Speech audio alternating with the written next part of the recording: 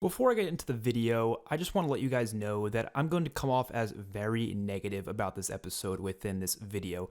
And I just want you to know that I didn't hate the episode. I don't want you guys to think I'm hating on it or something. I just think it was severely underwhelming and disappointing. But that doesn't mean it was a bad episode, because it did have a lot of good stuff to it, which I do talk about within the review. I just want to get that out there because rewatching this in the editing process, I realized I was insanely negative towards this episode. But like I said, there's also a lot of positives about it that I do get into in this review, so definitely stick around for that. Yo, what is going on, guys? XPerfusion here, and today I'm going to bring you guys my review for The Walking Dead Season 10, Episode 16, A Certain Doom. The finale, kind of. It's not really a finale, but I just watched it from AMC Premiere because AMC Premiere reviews get a little bit earlier, and it hasn't actually revealed or released yet for everyone, obviously.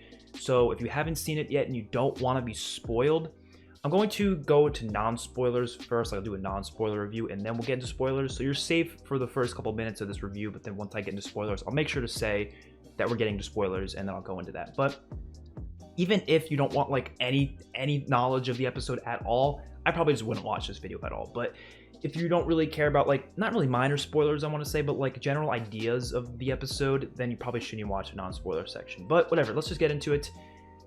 One word to describe this episode, and this is so hard to say because I really do love this show. I absolutely love it. I've loved all 10 seasons. I've been such a fan all the way through. Even the episodes that aren't that good, I'm still like really enjoying it and stuff. But my expectations, I think, were just too high for this episode, and that's not my fault. They hyped it up. The actors did. The writers, you know, the early screeners, everyone hyped this episode up. I mean, it was the finale of the Whisper arc, and you mean to tell me it didn't feel like it didn't feel like much. I'm sorry, look, like I said, I hate being negative, but I thought the episode was disappointing, right? I don't think it's a bad episode. No, not at all. It's definitely not a bad episode. It's actually a good episode, okay? I'll admit, it's a good episode. It has some really good writing behind it. Some of the soundtrack is really good. The soundtrack in this episode is really good.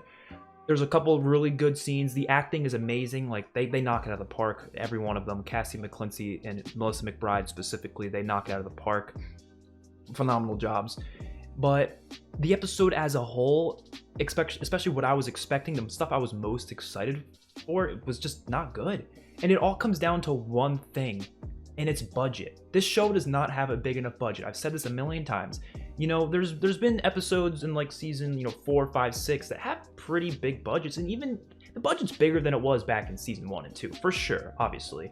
But those seasons required less of a budget than these seasons do, because these seasons have a really big cast, so it's obviously going to require more, and it's not getting as many viewers as it did back around seasons 4 to 6. So I don't think they just have a big enough budget to support this show, which sucks because they could have done so much more with this episode, but they really couldn't. It held them back so badly because they just don't have the money to make these scenes bigger and better.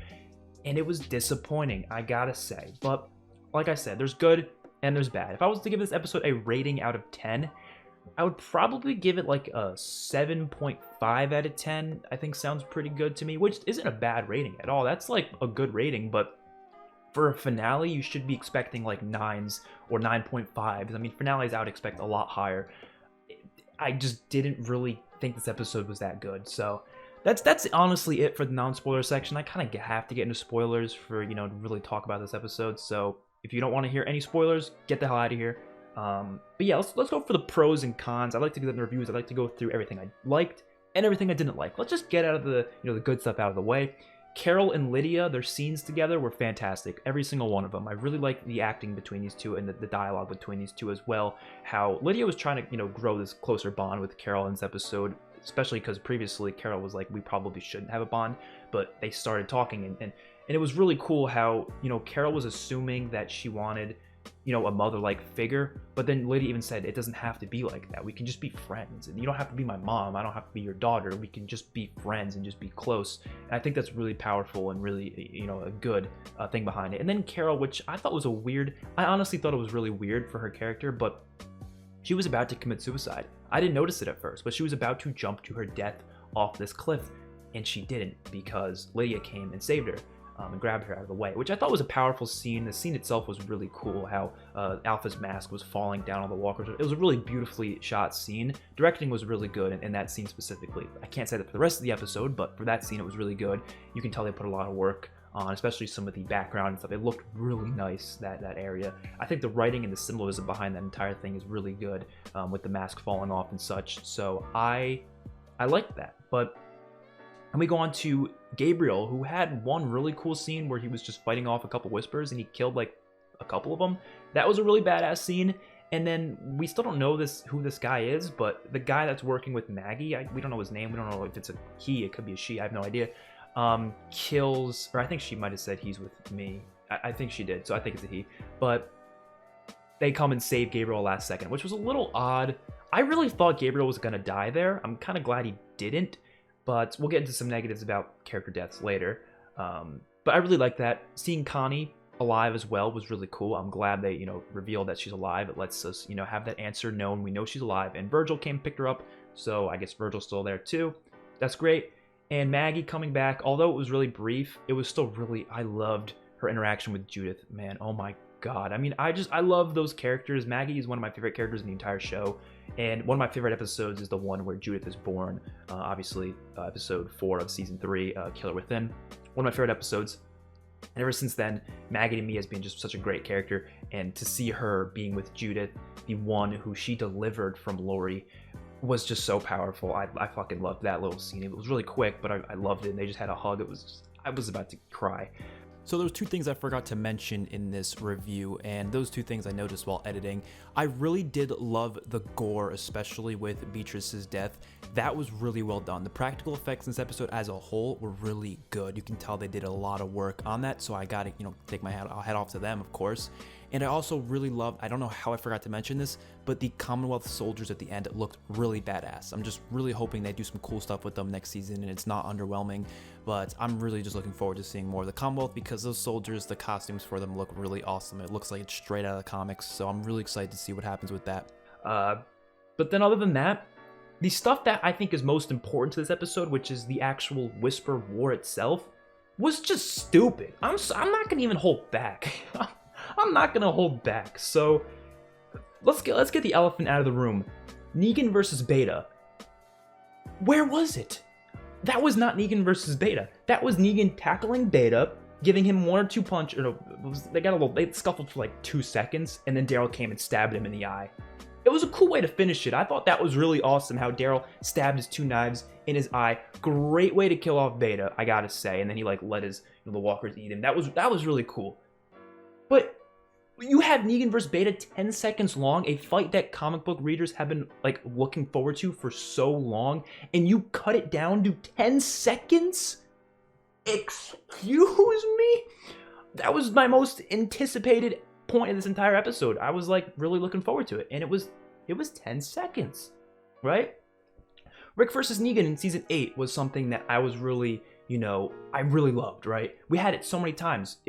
We had episode 8 of season 8, we had Rick versus Negan, which was like a minute or 2 long, right? Of them just kind of go back and forth. It wasn't the best thing ever. But then we got it again in episode 12, where it was much longer. It was much more drawn out throughout the episode. Then we got it again in episode 16, but it was much shorter. But when you combine all these scenes together, it makes for a pretty cool rivalry between Rick and Negan.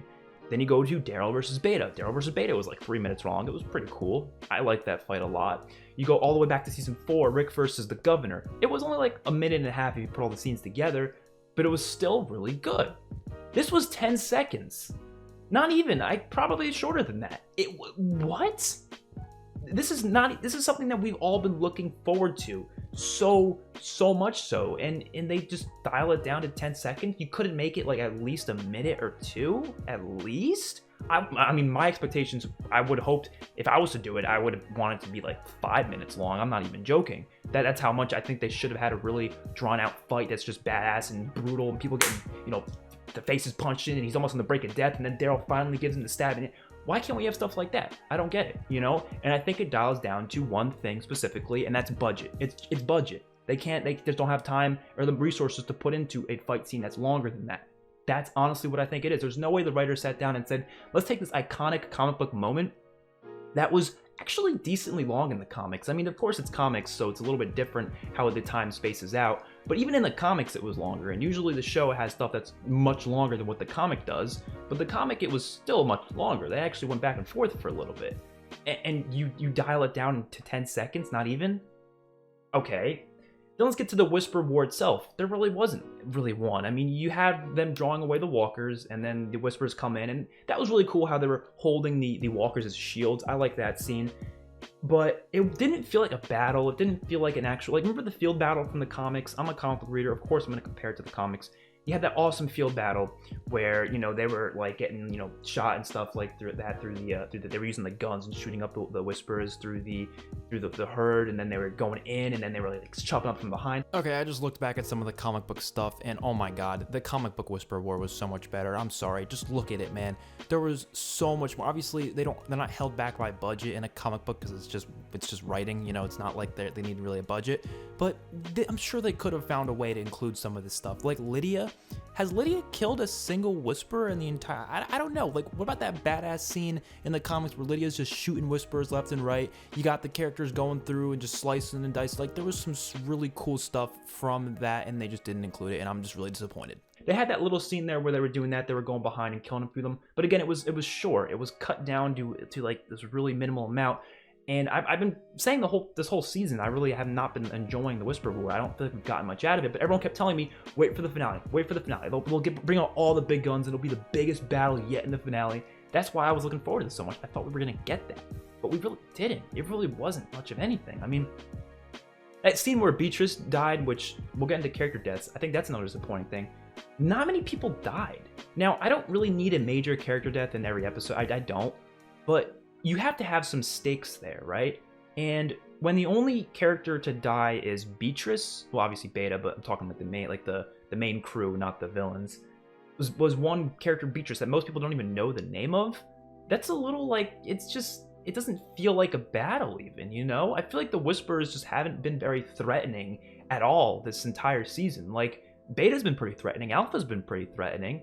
But, like, how many people actually died? Even in the battle in episode 11 and 12, how many characters actually died? These side characters here, you could start killing some of them off. Like, no one's going to be sad that they died. They're not going to leave the show like they did when Carl died. They're not going to leave it because Scott died or because this random ass... Oh, actually, the character named Oscar died in this episode as well. I don't think he's ever spoken, like, more than one sentence in the entire show, but I do know his name because I looked it up at one point. But he did die as well. I guarantee no one will notice that. But Beatrice is the only character that actually had some significance in a previous episode, but, you know, even then, not that much significance. But I feel like they could have had at least one or two more like side characters like that die just to add some more tension to it, and just overall just add some more action. Like, I'm sorry, it's a finale of a battle. I'm not some action junkie who needs action every episode. Some of my favorite episodes in the show don't even have action in it, you know? But I feel like when you're having the finale of a Whisper War and you just lack that, it's disappointing. You know, I was one to actually defend All Out War back in Season 8, where I thought a lot of the writing behind some of the stuff going on in like the early episodes of Season 8 I didn't think was that good. But when it came to the war itself, I still thought they had a pretty solid war. You know, they did. They had episode 13, you had episode 8, you had episode 2 in the beginning. They all felt like battle episodes where people were getting shot up left and right. And was the directing for them amazing? No, they weren't amazing, but it was still a battle, you know what I mean? And, you know, we always criticize little unrealistic things about it. People always criticize how they were shot and stuff. But at least they had something. This doesn't even feel like it had much. I don't know. And there's a lot of other complaints I could bring up, like just the film grain. I hate the film grain in the show. And when I have nighttime scenes, it makes it kind of hard to see what the hell's going on. But that's not a huge deal. I think it all comes down to the budget just not allowing us to get something big. And that's why I'm really excited for these Rick movies, because they're actual movies. They'll actually have a budget to it, which is really exciting. But yeah, I'm just disappointed. I don't think it was a bad episode at all. I just think it was disappointing. So I'm gonna end it there. My reaction to this entire episode will go up on when the full episode obviously comes out on Sunday night, and you'll see, obviously it'll be cut. If you want to see the full reaction though, that'll be on my Patreon, so that'll be cool. But I'm planning on doing a top 25 best episodes of the entire show video updated, because I did one of those like 2 years ago or something on my other channel. I'll do that one on this channel where we'll do an updated version of that, and also a ranking of all 10 seasons so far. So obviously this season's not officially done. There's still 6 more episodes, but we're not getting 6 more episodes till next year, so I might as well do that video now, just ranking the 10 seasons so far, season 10 based on the 16 episodes that we have had of it. So that'll be fun. Hopefully you all enjoyed. I'll see you guys in the next one. Peace out.